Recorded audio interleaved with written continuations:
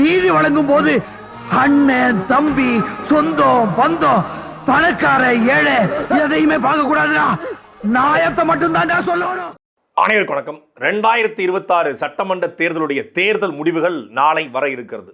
இதுவரைக்கும் தமிழ்நாட்டில் 1952 தொடங்கி பல்வேறு தேர்தல்கள் நடந்திருக்கிறது. எந்த தேர்தலுக்கும் இல்லாத எதிர்பார்ப்பு முதல் முறையாக இந்த 2026 சட்டமன்ற தேர்தலுக்கு உருவாகி இருக்கிறது. அடுத்த தமிழ்நாட்டினுடைய முதலமைச்சர் யாரு? 4 முனை போட்டியில தமிழ்நாட்டை ஆளப்போவது யாரு? உங்கள் சட்டமன்றத்தை வெல்லப்போவது யாரு? யார் வருவா? இவர் வருவாரா? அவர் வருவாரா? இவரே தொடர்வாரா? இல்லை அவரே மீண்டும் வருவாரா? இல்லை புதிய கட்சி ஆட்சி அமைக்குமா? எந்த மாதிரி தாக்கத்தை நாம் தமிழர் கட்சி ஏற்படுத்தும் என்று ஒவ்வொருத்தரும் பேச தொடங்கியிருக்காங்க. எனக்கு தெரிஞ்சு நான் 2009 தான் முதல்ல வாக்களிக்கிறேன் நாடாளுமன்ற தேர்தலில்.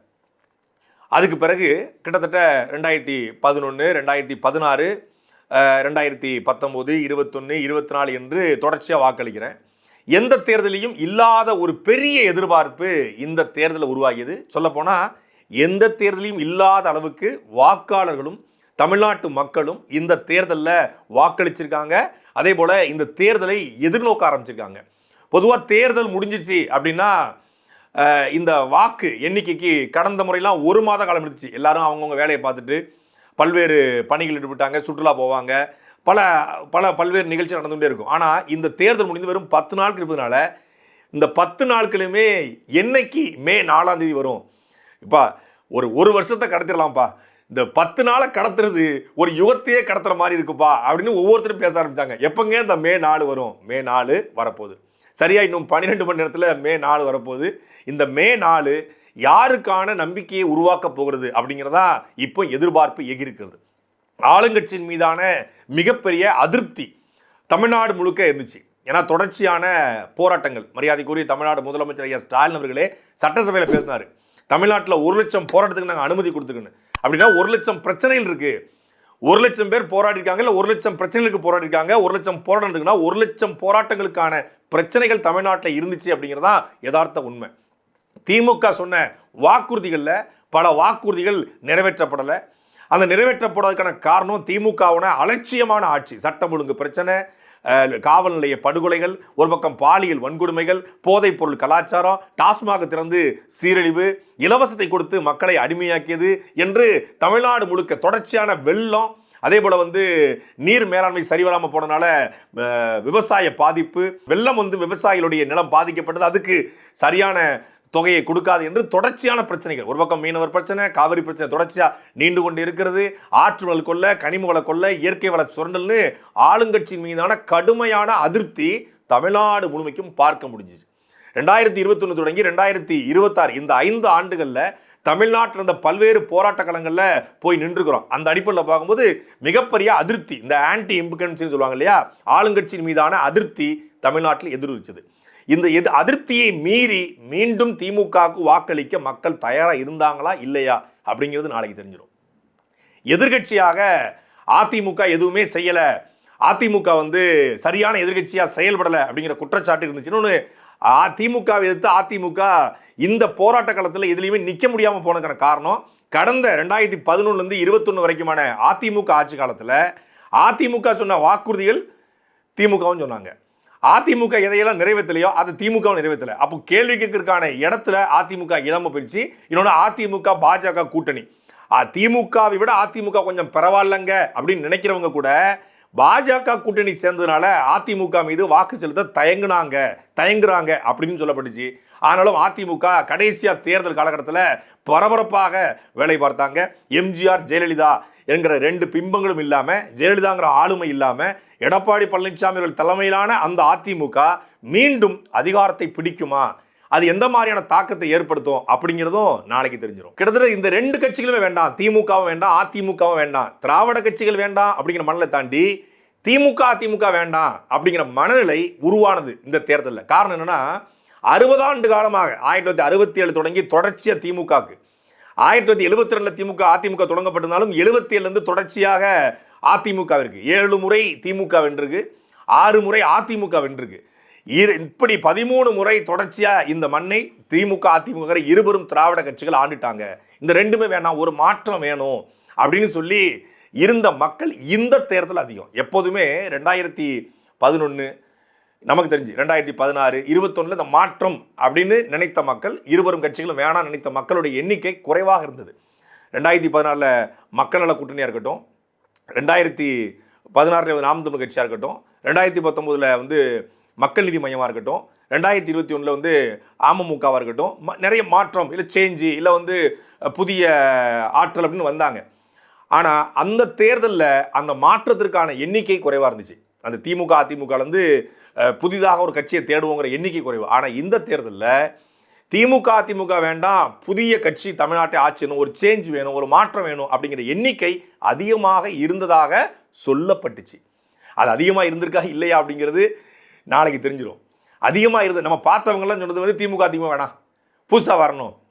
ஒரு புதுசாக வரணும் ரெண்டே ஆப்ஷன் தான். ஒன்று, கிட்டத்தட்ட 16 ஆண்டு காலமாக களத்தில் இயங்கி 10 ஆண்டு கால தேர்தல் பயணத்தை முடித்து 8.2 விழுக்காடு வாக்களை பெற்று இந்த திமுக அதிமுக இருவரு கட்சிகளுக்கு மத்தியில் அங்கீகரிக்கப்பட்ட கட்சியாக மாறியிருக்கிற திமுக அதிமுக தமிழ்நாட்டில் அங்கீகரிக்கப்பட்ட கட்சியாக ஆளும் கட்சியாக மாறின காலகட்டத்தில் அன்னைக்கு சமூக வலைதளங்களோ மெயின் ஸ்ட்ரீம் மீடியாக்களோ இவ்வளவு பெரிய அச்சு ஊடகங்களோ காட்சி ஊடகங்களோ இல்லை. அன்னைக்கு அண்ணாதுரை அவர்கள் சொல்வது தான் மக்களுக்கு செய்தி, அன்னைக்கு கலைஞர் அவர்கள் சொல்வது தான் மக்களுக்கு செய்தி, அன்னைக்கு 50 தலைவர்கள் இருந்த தலைவர்கள் சொல்வது தான் மக்களுக்கு செய்தி. இந்த பக்கம் எம்ஜிஆர் அவர்கள் மீதான நாயக பிம்பம், அவர் பேசுறதும் அவரை வந்து திமுக வந்து புறக்கணிச்சிட்டாங்க, அவரை திமுக வந்து அவரை வந்து வெளியேற்ற பார்த்தாங்க, திமுக அவருக்கு துரோகம் பண்ணிச்சு, இல்லை எம்ஜிஆர் திமுக துரோகம் பண்ணிட்டாரு. இந்த கான்சிக்வன்ஸில் எம்ஜிஆர் மீதான நாயக பிம்பத்தில் மக்கள் வாக்கு செலுத்தினாங்க. அதுக்கப்புறம் ஒரு பக்கம் காங்கிரஸ் வந்து திமுகவோட அதிமுகவோட மாறி மாறி கூட்டணி வச்சுக்கொண்டு வாக்களை கொடுத்தாங்க. அதுக்கப்புறம் தொடங்கப்பட்ட மதிமுகவாக இருக்கலாம், அதுக்கப்புறம் தொடங்கப்பட்ட விசிகாவாக இருக்கலாம், பாட்டாளி மக்கள் கட்சியாக இருக்கலாம், தேமுதிகவாக இருக்கலாம், இது எல்லாமே திமுக அதிமுகவோட கூட்டணி வச்சுட்டு சரணாகதி அடைஞ்சிச்சு. அப்போ இவங்க எதுவுமே மாற்றத்தை தரல. அப்போது இந்த பழைய கட்சிகள் புதிதாக தொடங்கப்பட்ட எந்த கட்சியுமே வந்து மாற்றத்தை தராமல் நிலைத்து நிற்காமல் திமுக அதிமுகவோட கூட்டணி வைத்ததுனால மக்களுக்கு எல்லாருமே இவங்களும் என்ன ஓட்டை பிரிச்சுட்டு கூட்டணி வச்சிருவாங்க அப்படின்னு நம்பினாங்க. ஆனால் நாங்கள் அப்படி இல்லை. விசிகா போலவோ மதிமுக போலவோ இல்லை தேமுதிக போலவோ இல்லை அதுக்கு பிறகு தொடங்கப்பட்ட பாட்டாளி மக்கள் கட்சி போலவோ நாங்கள் சமரசம் செய்ய மாட்டோம். அவர்கள்ட்ட இருந்து தான் நாங்கள் பாடத்தையே படிச்சுக்கிறோம். எங்களுடைய படிப்பினையே எங்களுக்கு முன்பாக கட்சி தொடங்கி திமுக அதிமுகவோட சமரசம் செய்து ரெண்டு கட்சி 2 சீட்டு 3 சீட்டு 5 சீட்டு 10 சீட்டுக்கு தங்களை அடமானம் வைத்தவர்கிட்ட நாங்கள் பாடம் படித்து கொண்டு வந்திருக்கிறோம். எங்களுக்கு இழப்பதற்கு எதுவும் இல்லை, ஆனால் அடைவதற்கு பெரிய லட்சியம் இருக்கிறது, ஒரு பெரிய கனவு இருக்கிறது. தமிழ்நாட்டில் அண்ணாதுரை வைத்த கோட்பாடு தான் தற்சார்பு, காமராஜர் பேசியதுதான் தற்சார்பு. இன்னைக்கு பாரத பிரதமர் ஐயா மோடி பேசுறார் சுயசார்புன்னு. அதையே தமிழர் நிலத்தில் என் நிலமும் வளமும் சார்ந்த தொழிற்சாலை உருவாக்குவேன், என் நிலத்தில் கூடிய நாசாக்கார திட்டங்களை அகற்றுவேன், என் நிலத்தில் கூடிய சிப்காட் போன்ற இந்த தொழிற்சாலைகளுக்கு மாற்றாக என் மண்ணில் என்ன விளையுமோ அதை வைத்து என் மக்களுக்கான பொருளாதாரத்தை வேலை வாய்ப்பை உறுதிப்படுத்துவேன், அதை கொண்டு ஒரு தன்மானமிக்க வாழ்க்கையை உருவாக்குவேன். படிப்பு கெட்ட வேலை, வேலை கெட்ட சம்பளம், சம்பளத்தை கொண்ட தன்மானமிக்க வாழ்க்கையை உருவாக்குவேன். இதுதான் என்னுடைய கனவு. பசிக்கு அழாத குழந்தை, கல்விக்கு ஏங்காத மாணவன், வேலைக்கு அலையாத இளைஞன், இதுதான் என் கனவு இந்தியா என்ற பகத்சிங் கண்ட கனவை தமிழர் நிலத்தில் நிறைவேற்றுவேன். டென்மார்க்கை பாருங்க, கியூபாவை பாருங்க, உலக நாடுகள் எப்படி ஒரே ஒரு வளத்தை வைத்துக் கொண்டு முன்னேறுகிறது. இங்கே எல்லா வளமும் இருக்கு, ஆனாலும் 10 லட்சம் கோடி கடன் இருக்கிறது. கல்வி தனியாற்ற பயிற்சி, மருத்துவம் தனியாற்ற பயிற்சி, குடிநீர் தனியாற்ற பயிற்சி. அப்போ கல்வி, மருத்துவம், தூய குடிநீர், இந்த 3ஐயும் இலவசமாக கொடுப்பேன், வேற எதையும் இலவசமாக கொடுக்க மாட்டேன். இந்த ஃப்ரீ பீஸ், இலவசம் என்று அழைக்கப்படுற அனைத்தையும் ஒழித்து கட்டுவேன். என் தேசத்தை நாசமாக்கிய ஒரே சொல் இலவசம் என்று 2016 தொடங்கி தொடர்ச்சியா நிலைத்த தன்மையோடு நீடித்த தன்மையோடு ஒவ்வொரு தேர்தலையும் முன்னேறி வாக்கிற்கு பணம் கொடுக்காம, மக்கள்கிட்ட பெரிய விளம்பரங்கள் செய்யாம, விளம்பரத்திற்கு காசை கொடுக்காம ஒரு கட்சி சுயசார்போடு சொல்லுவாங்க இல்லையா, இந்த சுயம்பா அப்படி உருவான கட்சி நாம் தமிழர் கட்சி. அதனால நாம் தமிழர் கட்சி தனித்து நிற்பதனால, தனித்த அடையாளத்தோடு நேர் எதிர் தத்துவத்தை முன்னிறுத்தி தமிழ்நாட்டை தமிழர் ஆள வேண்டும், தமிழ் தேசியம் என்கிற கோட்பாட்டை முன்வைத்து என் நிலத்துல என் மக்கள் நிம்மதியாக வாழணும் அப்படிங்கிற கோட்பாட்டை முன் வச்சு நிற்பதனால தமிழ் தேசியத்தின் பக்கம் ஒரு பெரிய படை திரும்பி இருக்கிறது. எந்த தேர்தலையும் பார்க்கல. நான் 2016 சட்டமன்ற தேர்தலில் பிரச்சாரத்துக்கு போகும்போதெல்லாம் பிரச்சாரத்துக்கு அதிகபட்சம் ஒரு 10 பேர் இருப்பாங்க. 10 பேர் இருந்தாலே பெரிய விஷயம். வேட்பாளரோடு 5 பேர் 6 பேர், மாலையில் ஒரு 100 பேர் கூட்டம் கூடுவாங்க. ஒரு வண்டியில் போய் பரப்புரை பண்ணினா சுற்றி ஒரு 50 பேர் நிற்பாங்க, கட்சிக்காரங்க அதில் 10 பேர் நிற்பாங்க, மக்கள் கேட்பாங்க. அப்போ அன்றைக்கு கூட பிரச்சனையில் பேசுவோம். அண்ணன் சீமானுடைய கட்சி ஒன்று இருக்குது அப்படிங்கிறதே நான் மக்கள்கிட்ட போய் 2016 தேர்தல்னு சொல்கிறோம். அதாவது கொஞ்சம் சமூக வலைதளத்தை பின்பற்றக்கூடிய, அன்னைக்கு ஃபேஸ்புக்கு இந்த மாதிரியான தளங்களை பின்பற்றக்கூடியவங்களுக்கு நாம் தமிழ்ச்சி தெரிஞ்சதே ஒழிய பெரியவர்களுக்கு தெரியலை. ஓ சீமானா, ஆமாம் இந்த மாயண்டி குடும்பத்தார் படத்தை நடிச்சிருந்தார்ல, அப்போ சினிமாவில் நடித்தது தான் அவருடைய இதாக பார்த்தாங்களே ஒழிய படித்தவர்களுக்கு மட்டும்தான் சீமான் வந்து போராட்டக்காரரு, அவர் ஒரு தமிழ் தேசத்தை முன்வைக்கிறாரு, அவர் ஈழத்திற்காக போராடிருக்காரு, மீனவர்களுக்காக பேசியிருக்காரு அப்படின்னு தெரிய வந்துச்சே ஒழிய ஊரில் கூடிய கிராமத்து மக்களுக்கு தெரியலை. 2019 நாடாளுமன்ற தேர்தலில் முதலாக 20 தொகுதியில் பெண்களையும் 20 தொகுதியில் ஆண்களையும் நிப்பாட்டும் போது கொஞ்சம் கவனம் ஈர்க்கப்படுது. அப்பொழுதும் நாம் தமிழ் கட்சிக்கு வந்து பெரிய சவால் இருந்தது. நடிகர் ஐயா கமலஹாசன் அவர் வந்து உள்ளே வராரு. அவர் வந்து பெரிய நடிகர், 50 ஆண்டு கால சினிமாவில் இருக்கக்கூடியவர், அவர் தமிழ்நாடு முழுக்க அறியப்பட்ட முகம். அன்னைக்கு நாம் தமிழ் கட்சி கிட்டத்தட்ட ஒரு 16,75,000 வாக்களை வாங்குது. கமலஹாசன் அவர்கள் வந்து 15 லட்சம் வாக்களை வாங்குறாரு. 1 லட்சம் வாக்கு வித்தியாசத்தில் நாம் தமிழ் கட்சி அவரை தாண்டி போகுது. ஆனால் கமலஹாசன் அந்த தேர்தலில் இல்லாமல் இருந்திருந்தால் ஒருவேளை நாம் தமிழ் கட்சி அப்போதே கிட்டத்தட்ட 8 விழுக்காடு வாக்களை தாண்டி அங்கீகரிக்கப்பட்ட கட்சியாக அந்த தேர்தலே மாறி இருக்கும். அதற்கு பிறகு 2020 சட்டமன்ற தேர்தல் வரும்போது மீண்டும் அதே போல போட்டி உருவாகுது. அமமுக உருவாக்கப்படுது. அமமுக தேமுதிகவோட கூட்டணி வைக்கிறாங்க. கமலஹாசன் ஒரு பக்கம் கூட்டணி வைக்கிறாரு, இந்த பக்கம் பாஜக அதிமுக கூட்டணி, மறுபடியும் திமுக கூட்டணி. இந்த போட்டிக்குள்ள தான் அண்ணன் சீமான் 31 லட்சம் வாக்களை பெற்று மேலேறி வராரு. அப்போ மக்கள் பார்க்குறான், ஒருத்தர் தனிச்சே நின்றுட்டு இருக்காரு. கமலஹாசன் வந்தாரு, கூட்டணி வச்சாரு, திருப்பி திமுக கூட போயிட்டாரு. அமமுக ஆரம்பிச்சாங்க, கூட்டணி வச்சாங்க, திருப்பி அதிமுக கூட போயிட்டாங்க. இவங்க 2009க்கு முன்னாடியும் சரி 2009க்கு பின்னாடியும் சரி கூட்டணி வச்ச எல்லாருமே இந்த 2 பெரும் கட்சிகளோட கூட்டணிக்கு போன தருணத்தில் 2009க்கு பிறகு ஆரம்பிக்கப்பட்ட நாம் தமிழ் கட்சி யாரோடும் சமரசம் செய்யலை. அப்போ அவருக்கென்று ஒரு பெரிய படை இந்த தேர்தலில் உருவாயிருப்பதை கண்ணு முன்னாடி நான் பார்த்தேன். ஏன் இந்த தேர்தல் திமுகவுக்கு இது நம்பிக்கையான தேர்தலாக இருக்குமான்னு தெரியல, அதிமுகவுக்கு இது நம்பிக்கையான தேர்தலாக இருக்குமான்னு தெரியல. ஆனால் நாம் தமிழ் கட்சிக்கு இது ஒரு நம்பிக்கையான தேர்தல் என்பதற்கான காரணம் என்னன்னா, எவ்வளவோ அவதூறுகள் எல்லாமே வந்து இந்த ஆதாரமற்ற குற்றச்சாட்டுன்னு சொல்லுவாங்க இல்லையா, அடிப்படை ஆதாரமற்ற சமூக வலைதளங்களில் யாரோ ஒருத்தர் கொளுத்தி போடுகிற, இல்லை நாம் தமிழ் வெளியேறியவங்க கொளுத்தி போடுற, இல்லை நாம் தமிழ் பிடிக்காதவங்க எழுதி போடுகிற ஒரு குற்றச்சாட்டுகளை வந்து தொடர்ச்சியாக நாம் தமிழ் வச்சாங்க. அந்த குற்றச்சாட்டுலாம் மக்கள் கண்டுகொள்ளவே இல்லை. மக்கள் களத்தில், யதார்த்த களத்தில் இந்த குற்றச்சாட்டுகள் எதுவுமே எடுபடலைங்கிறதா. ஏன்னா சீமான் தனிச்சு நிற்கிறார், அவர் பேசுகிறது சரிதானே, அவர் கேட்குற கேள்வி சரிதானே, மக்கள் மன்றத்தில் பேசுகிற சட்டமன்றம் போனால் எப்படி இருக்கும் அப்படிங்கிற கேள்வி தான் எல்லா இடத்திலும் எதிரொலித்தது.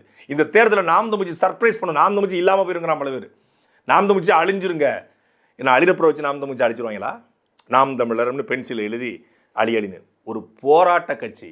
ஸ்கிராப் இருக்குல்ல, ஸ்கிராப் அடிமட்டத்திலிருந்து உருவான கட்சி. எங்களுக்கு வரும்போதே 40% ஓட்டு இருக்குங்க, தமிழ்நாடு முழுக்க எனக்கு ரசிகர் இருக்காங்க, தமிழ்நாடு முழுக்க எனக்கு ரசிகர் மன்றம் இருக்குங்க, என் ரசிகர் மன்றத்தை நான் வந்து தொண்டராக மாற்றினேன். அப்படி வரல. மாயாண்டி குடும்பத்தாரில் நடிச்சிருக்காரான்னு கேட்ட மக்கள் இருந்தாங்க. ஆனால் அதுவே அண்ணன் சீமான் அடையாளம் இல்லை. சீமான் என்றால் பேசுவார், மக்களுக்காக களத்தில் நிற்பார், போராட்டக்காரர், இனம், மொழி, பண்பாடு, கலாச்சாரம் நிற்பார், உரிமைகளுக்காக போராடுவார். கிட்டத்தட்ட 2016 தொடங்கி 2026 வரைக்கும் இந்த 16 ஆண்டு காலத்தில் அவருக்கு பங்கெடுக்காத, அவர் நிற்காத களங்களே இல்லை. எல்லா போராட்ட களத்திலையும் காம்ப்ரமைஸ் பண்ணாமல், சமரசம் இல்லாமல் இந்த கார்ப்பரேட் முதலாளிகளை எதிர்த்து நின்ற ஒரே ஒரு தலைவர் அண்ணன் சீமான் மட்டும்தான். அப்போ அது மக்கள் பார்க்குறாங்க, மக்கள் கொண்டாடுறாங்க. அதனால் இது நாம் தமிழ் கட்சிக்கு ஒரு நம்பிக்கையான தேர்தலாக மாறிக்குது. எந்த ஊடக கருத்து கணிப்பிலையும், எக்ஸிட் போலாக இருக்கலாம், ப்ரீ போலாக இருக்கலாம், இல்லை யூடியூப் சேனல்ஸ் நடத்தினதாக இருக்கலாம், இல்லை பல்வேறு கட்சிகள் நடத்தினா இருக்கலாம், எங்கேயுமே நாம் தமிழ் வைக்கல. எனக்கு தெரிஞ்ச ஒரு இந்த NTTV சாணக்கிய நடத்தின கருத்து கணிப்பு ஒரு 2-3 கருத்து கணிப்பில் மட்டும்தான் நாம் தமிழ் கட்சி வந்து வச்சாங்க. 2லேருந்து 8 சீட்டுகள் பெறுவாங்க, ஒரு 10 விழுக்காட்டுக்கு மேலே பெறுவாங்க அப்படிங்கிறத வச்சாங்களே ஒழிய மற்ற எல்லாருமே நாம் தமிழ் 4, 3, 2 பேரும் நாம் தமிழ் கட்சிக்கு வந்து சீட்டே கிடைக்காது. அதர்ஸ் இது வரைக்கும் இது புதுசாக வைக்கல. 2026 மட்டும் தான் அதர்ஸு மற்றும் பல வைக்கல. 2016 மற்றும் பல தான், 2019 மற்றும் பல, 2021 மற்றும் பல, 2024 மற்றும் பல, 2026 மற்றும் பல. இப்போ நாம் தமிழ் போட்டி போடுவதே களத்தில் காட்டாமல், நாம் தமிழ் ஒரு கட்சி ஓட்டு இருக்கு இல்லைங்க, 0 ஓட்டு கூட இருக்கட்டும், அதை காட்டணும்ல, அதை காட்ட மறுத்தாங்க. ஏன்? இது எல்லாமே பெய்டு. ஊடகங்கள் முழுக்க இன்னைக்கு விலை போய் விட்டது. காரணம்னா ஊடகத்துக்கு வருமானமே கிடையாது. தேர்தல் நேரத்தில் எப்படி வந்து இப்போ இந்த எறும்புகள்லாம் வந்து மற்ற நேரங்களை சேகரித்து மழை நேரத்துக்கு வந்து பொந்து கொண்டு வச்சுக்கணுமோ, அதுபோல் தேர்தல் நேரம் மட்டும்தான் வந்தால் மட்டும்தான் அது மக்களுக்கு திருவிழாவானு தெரியாது, ஊடகங்களுக்கு திருவிழா. ஊடகங்களுக்கு திருவிழா என்பதை நாம் இந்த 1.5 மாத காலமா பார்த்தோம். என்னென்னமோ அதெல்லாம் களத்திலே இருந்திருக்க மாட்டாங்க. ஆனா அவங்களை பத்தி ஒரு யூடியூப்ல வீடியோ போடுவாங்க. நீங்க எப்படி, நீங்க யாரு, நீங்க எப்படி வந்தீங்க, உங்க ஃபேமிலி பேக்ரவுண்ட் என்ன அப்படின்னு ஒவ்வொரு சேனலும் ஒரு வேட்பாளரை காணொலி எடுப்பதற்கு 5 லட்சம்லேருந்து 10 லட்சம். ஒரு வேட்பாளரை மொத்தமாக காட்டணுமா 30 லட்சம், ஒரு கட்சியை மொத்தமாக காட்டணுமா 50 லட்சம், ஒரு நாள் ஃபுல்லாக லைவ் போடணுமா 10 லட்சம், காலையில் 8 மணிலேருந்து இரவு 8 மணி வரைக்கும் ஒரு வீட்டிலேருந்து கிளம்பி வீட்டிலேருந்து போகிற வரைக்கும் லைவ் போடணுமா 10 லட்சம். இப்படி பணம் கொடுத்து தான் எல்லா கட்சிகளும் இயங்கியது, இயக்கப்பட்டது, கட்சிகள் காட்டப்பட்டது. ஆனால் ஊடகங்களுக்கு ஒத்த ரூபா, எந்த ஊடகம் சொல்லுங்க, நாம் தமிழ் கட்சி எங்களுக்கு வந்து பணம் கொடுத்து எங்களை பேச சொன்னாங்க, இல்லை நாம் தமிழ் கட்சி எங்கள் பேரோலில் இருந்தாங்க, நாம் தமிழ் கட்சி நாங்கள் வந்து பணம் வாங்கினோம், நாம் தமிழ் கட்சி இந்த இன்ஃப்ளூயன்சரை வந்து இன்ஸ்டாகிராமில் பணம் கொடுத்து பேச வச்சாங்க, நாம் தமிழ் கட்சி வந்து இந்த சேனலுக்கு வந்து தங்கள் விளம்பரங்களை போட காசு கொடுத்தாங்க. பொதுவாக அந்த பத்திரிகையில் தொலைக்காட்சியில் வந்து அரை பக்கம் காப்பக்கம் விளம்பரத்துக்கு எல்லா கட்சியிலும் கொடுப்பது வழக்கம். அது இல்லை. அது இல்லாமல் வேட்பாளரை, கட்சி தலைவரை, கட்சியை பற்றி பேசுவதற்கு காசு கொடுக்கப்பட்டுச்சாங்கன்னா இல்லை. வாக்கிற்கு 234 தொகுதியிலையும் ஒரு இடத்துல கூட ஒத்த ரூபா காசை மக்களுக்கு கொடுக்காத ஒரே கட்சி அது தமிழ் மீது சத்தியம் சொல்ல முடியும். வேற எந்த கட்சியும் சொல்ல முடியாது. எல்லா கட்சியிலும் கொடுத்தது. ஈவன் திமுக வழக்கமாக கொடுக்கும், அதிமுக இந்த முறை முழுமையாக கொடுத்தாங்க, தாவேகா பல்வேறு இடங்களில் கொடுத்தாங்க. 234 தொகுதியிலும் தாவேகா கொடுத்தாங்களா அப்படின்னு தெரியல. ஆனால் கிட்டத்தட்ட ஒரு 50 மாவட்டங்களுக்கு, அதாவது 50 தொகுதிகளுக்கு மேலே தாவேகா கொடுத்ததை கண்ணுக்கு முன்னாடி ஆதாரங்களை எடுத்து நிறைய பேர் அனுப்பிச்சாங்க. சமூக வலைதளங்களை இதை பார்த்தோம். பெரும்பான்மையான தொகுதியில் தாவேகா வந்து ஒரு 20,000-30,000 வாக்குலையாவது வாங்கிடணும் என்ற அடிப்படையில் எல்லாருக்கும் கொடுக்காம 20,000, ஏன்னா புதுசாக வந்தவங்க என்ன அவங்களுக்கு எப்படி காசு கொடுக்குன்னு தெரியல. பொதுவாக 234 தொகுதியிலையும் எல்லா தொகுதியிலையும் காசு கொடுத்தா கூட காசை வாங்கிட்டு ஓட்டு போட மாட்டாங்க. ஆனால் இங்கே என்னன்னா 20,000 பேருக்கு 30,000 பேர் கொடுத்தா இந்த 20,000 பேர் 30,000 பேர் போட மாட்டான், உங்களுக்கு கொடுத்துட்டு எனக்கு கொடுத்து சொல்லி அவனும் போட மாட்டான். இந்த அடிப்படை தெரியாமல் 20,000 பேராவது கொடுத்தவன் 20,000 பேர் போட்டுருவான் அப்படின்னு நம்பிக்கை அடிப்படையில் 20,000 பேர் கொடுத்துருவான்னு சொல்லி தாவேகா பல இடங்களில் பணம் கொடுத்துருக்காங்க. அதை நம்ம களத்தில் பார்த்தோம். ஆனால் நாம் தமிழ் கட்சி அந்த அரசியலேருந்து நேர் எதிராக நிற்குது. பணம் கொடுத்து வாக்கை வாங்க வேண்டிய அவசியமோ தேவையோ இல்லை. ஏன்னா 200 கோடியை கொட்டி உடனே ஜெயிக்கணும் அப்படின்னு நினைக்கிறான். 200 கோடியை கொட்டிட்டான், அப்போ 2,000 கோடி எடுக்கணும். அவனுக்கு ஒரு அவசர தேவை ஏற்படுது. 200 கோடியை பல ஆள்கிட்ட வாங்கி போட்டிருப்பான், ஒரு முதலாளிகிட்ட வாங்கி போட்டிருப்பான், கார்பரேட் முதலாளிகிட்ட வாங்கி இன்வெஸ்ட் பண்ணுறான் அப்படின்னா அவனுக்கு உடனடியாக ஜெயிச்சு அந்த 200 கோடியை 2,000 கோடியாக மாற்றணும் அவசியம். நாம் தமிழ் இந்த இலவச அரசியலை, இந்த ஓட்டுக்கு பணம் கொடுக்குற கலாச்சாரத்தை மாற்றணும், உண்மையான மாற்றத்தை விதைக்கணும் என்று களத்தில் நிற்குது. அந்த அடிப்படையில் தான் நாம் தமிழ் இந்த தேர்தலை சந்திச்சது. அதனால தான் நம்பிக்கைக்குரியான தேர்தல், ஒரு பெரிய மாற்றத்திற்கான தேர்தலாக இந்த தேர்தலை நாம் தமிழ் கட்சி பார்ப்பதற்கான காரணமே நாம் தமிழ் கட்சி மட்டும்தான் தேர்தல் ஆணைய விதிமுறைகளுக்கு முழுமையாக உட்பட்டு, இந்திய ஜனநாயகத்துக்கு முழுமையாக உட்பட்டு, மக்களாட்சி தத்துவத்தை முழுமையாக களத்தில் பதிவு செய்த பிரகடனப்படுத்திய ஒரே ஒரு கட்சி. நான் போல்டா நெஞ்ச நிமித்தி சொல்லுவேன், அது நாம் தமிழ் கட்சி மட்டும். வேற யாரும் சொல்ல முடியுமா? நாங்கள் ஒத்த ரூபா கொடுக்கல, நாங்கள் வந்து பழமை செலவு பண்ணல, மாஸ் மென்டாலிட்டியில் வீட்டுக்கு ஒரு ஓட்டு எனக்கு இருக்கு, நான் போகாத வீடே இல்லை, அதாவது என்னுடைய முகம் போகாத வீடே இல்லை, எல்லாரும் கட்சி தொடங்கி தான் வீட்டுக்குள்ளே போவாங்க, நான் வீட்டுக்குள்ளே போயிட்டு தான் கட்சியை தொடங்கியிருக்கேன் அப்படின்னு விஜய் அவர்கள் சொன்னார். ஏன் அப்படி சொன்னார் அப்படின்னா 69 படம் நடிச்சிருக்காரு. எல்லாருமே அவருக்கு வந்து பெரும்பாலும் ரசிகர்கள் இருக்காங்க. எல்லார் வீட்லையும் ரசிகர்கள் இருக்காங்க. திமுக வீட்டில், அதிமுக வீட்டில், பாஜக வீட்டில், காங்கிரஸ் வீட்டில், நாம் தமிழரில் எல்லாருமே ரசிகர்கள் இருக்காங்க. அப்புறம் ரசிகர்கள் எல்லாம் தனக்கு வாக்கு செலுத்துவாங்க அப்படின்னு வீக வகுப்பாளர்கள் சொன்னதை நம்பி நீங்கள் திமுகவுக்கு தாவேகா மாற்றுனாங்க. எப்படி மாற்று? அவர் பிரசாந்த் கிஷோரை வீகோப்பாளரை வச்சு திமுக வந்து ஆட்சியை பிடிச்சாங்க. இவரும் அதே போல் நாமளும் ஜான் ஆரோக்கியசாமியை, தமிழ்நாட்டு பிரசாந்த் கிஷோர் ஜான் ஆரோக்கியசாமியை வந்து வீக வகுப்பாளராக வச்சா நாம் வென்றலாம். பிரசாந்த் கிஷோரே வந்து பார்த்துட்டு இவருக்கு வேலை செய்ய போகிறாருன்னு சொன்னாங்க. பிரசாந்த் கிஷோர் வந்து அக்ரிமெண்ட் போட போகிறாருன்னு சொன்னாங்க. ஆனால் பிரசாந்த் கிஷோர் என்ன ஆனார்? திடீர்னு விலகி போனார்.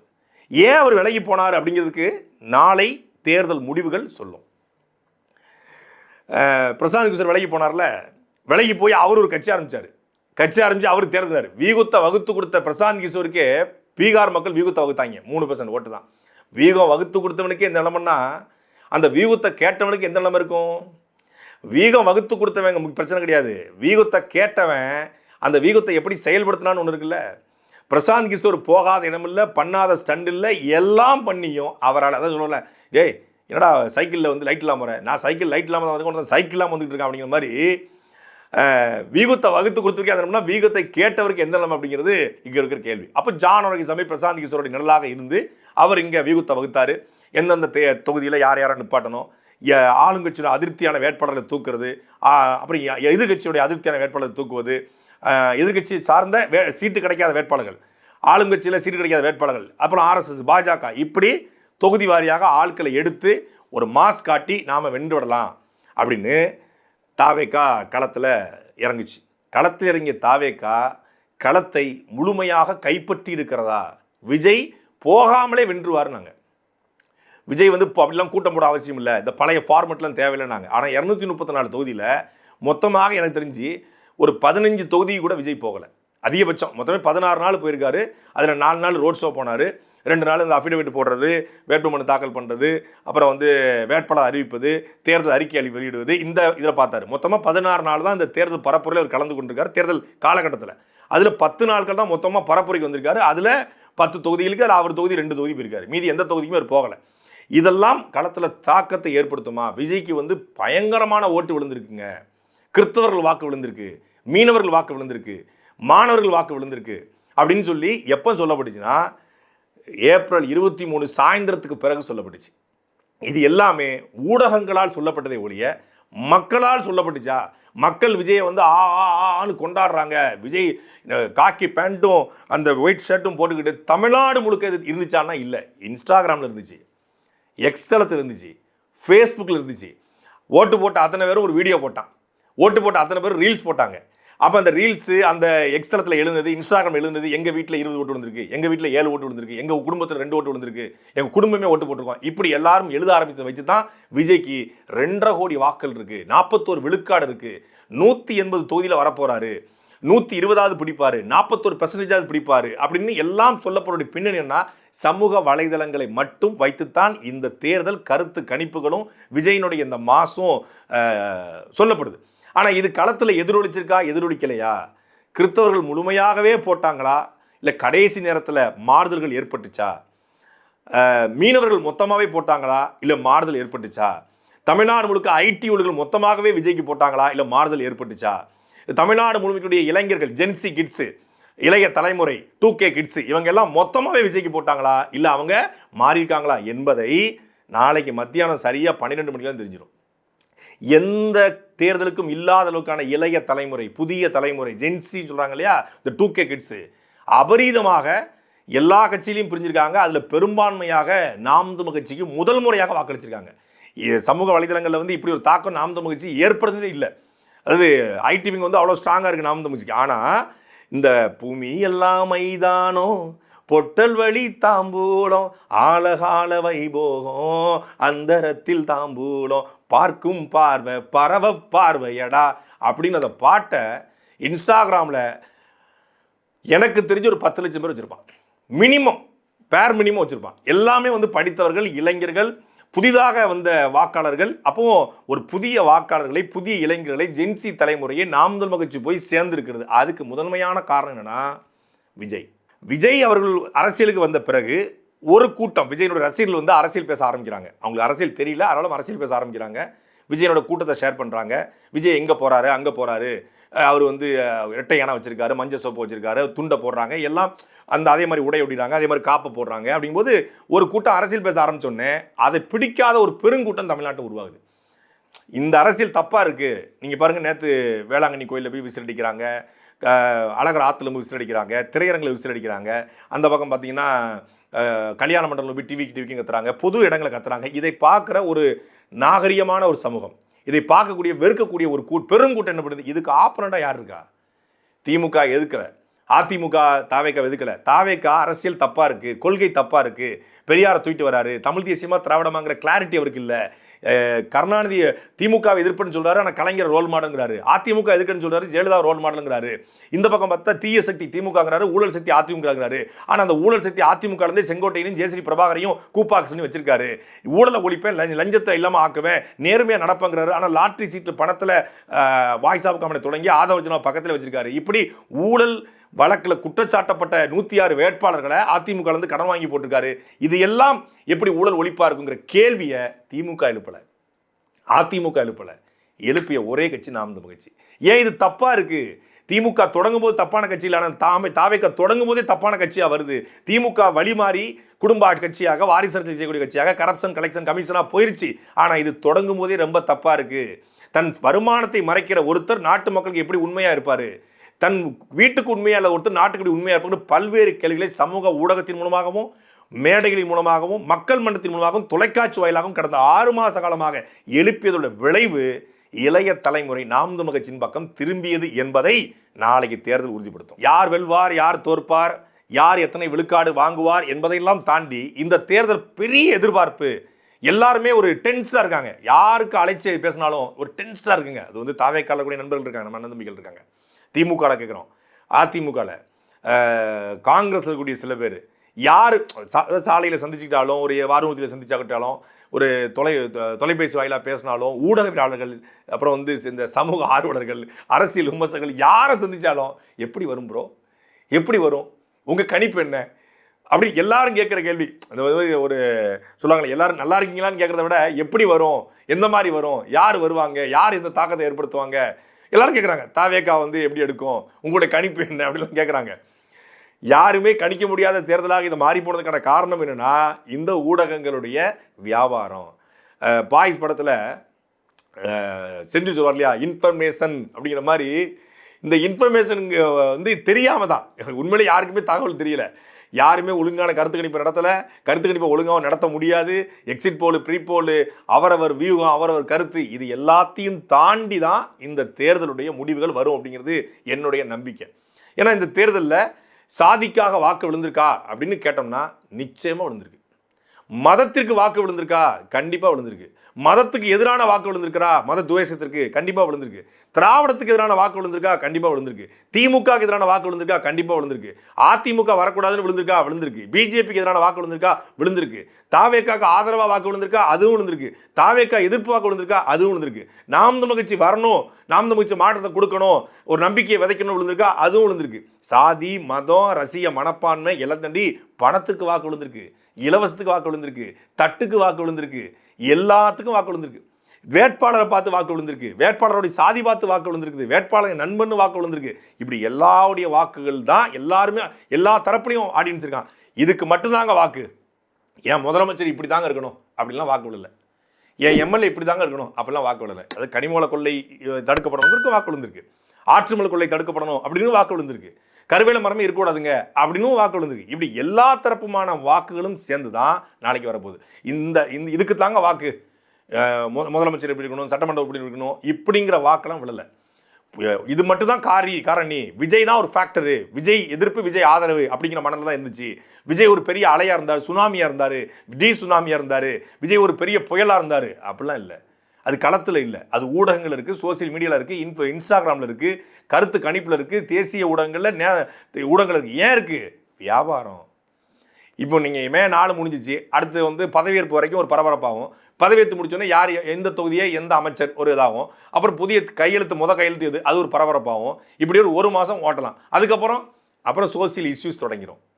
அந்த பிரச்சனைக்கான தீர்வு, பிரச்சனைக்கான போராட்டம், அந்த போராட்டத்துக்கு யார் வரா, அதுவும் அப்படியே மாறிக்கிட்டே இருக்கும். அப்புறம் அதை நோக்கியே போய்கிட்டு இருக்கும். அப்போ இந்த வியாபாரத்தை இந்த 1.5 மாதத்துல தான் எல்லாரும் பார்க்க முடியும் என்பதனால, இதை நோக்கியே தள்ளப்பட்டதுனால தான் இந்த எதிர்பார்ப்பு இருக்கக்கூடிய. இது ஏற்கனவே தமிழ்நாட்டில் நடந்த பல்வேறு தேர்தலை போல 10ஓடு 11 இருக்க போதா, இல்லை புதிய மாற்றத்துக்கான விதைகள் நிறைய விதைக்கப்பட்டிருக்கிறதா, அந்த விதைக்கப்பட்ட விதைகள்லாம் அறுவடையாக மாறப்போகிறதா என்பதை பொறுத்திருந்து தான் பார்க்கணும். ஒவ்வொருத்தருக்கும் தேர்தல் முடிவுகள் இப்படி இருக்கணும், அப்படி இருக்கும் அப்படிங்கிற எதிர்பார்ப்புகள் இருக்கு. இவர் தோத்தே போகணுங்க அப்படிங்கிற எதிர்பார்ப்பு பல பேருக்கு இருக்கு. இவருக்கு ஜெயிச்சி ஆகணுங்கிற எதிர்பார்ப்பு இருக்கு. இவங்க மட்டும் வந்துடவே கூடாதுங்க அப்படிங்கிற எதிர்பார்ப்பு இருக்கு. இவங்க எப்படியாவது வரணுங்க அப்படிங்கிற எதிர்பார்ப்பு இருக்கு. இப்படி பல்வேறு எதிர்பார்ப்பு இருக்கு. எல்லாரும் போலவே எனக்கும் இருக்கிறது. இந்த எதிர்பார்ப்புகளை நாம் ஒவ்வொருவருக்கும் பரிமாறிக்கொள்ள நாளை காலை சரியாக 8 மணி தொடங்கி சாட்டையில பல்வேறு கருத்தாளர்கள், அரசியல் விமர்சகர்கள் கலந்து கொள்கிற நேரலை இருக்கிறது.